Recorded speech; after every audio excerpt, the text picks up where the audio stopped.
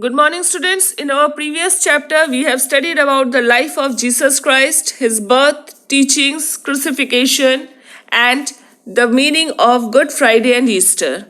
Today, we are going to study about the rise of Christianity. The disciples of Christ dedicated themselves to the task of spreading the message of Jesus Christ. The Gospel, which contained the life and teachings of Jesus, was compiled by four of his trusted disciples: Mark, Luke, John, and Matthew. Here we can see the picture of Saint Peter, who was one of the closest disciples of Jesus and is traditionally regarded as the first bishop of Rome. He traveled to many places of Roman Empire, including Italy, to spread the message of Christianity. Saint Paul, he was also a famous saint. He transformed Christianity into a major religion within the Roman Empire and gave it an organized shape. Till about 4th century CE, the Christians remained in minority in the Roman Empire. But in 1313 CE, Constantine defeated one of his major enemies, Maxentius. He attributed his victory to Jesus and converted to Christianity. He shifted the capital of Roman Empire from Rome to a new place, which was given the name Constantinople in the honor of Constantine. Constantine supported the growth of Christianity. He built several churches, granted financial support to the church.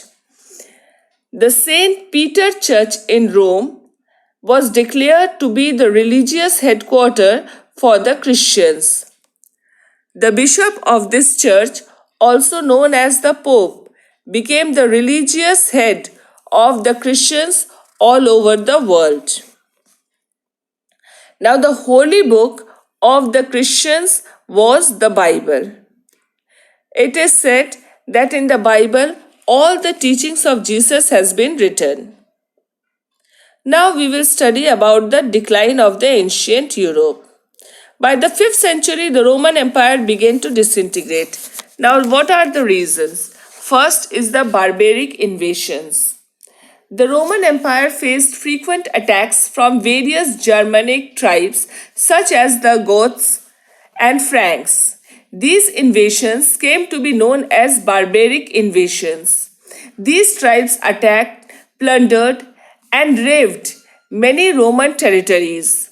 They also attacked the city of Rome. Over a period of time, these tribes started settling in the western part of Europe, and they became the part of the Roman Empire. Second point can be the division of Roman Empire.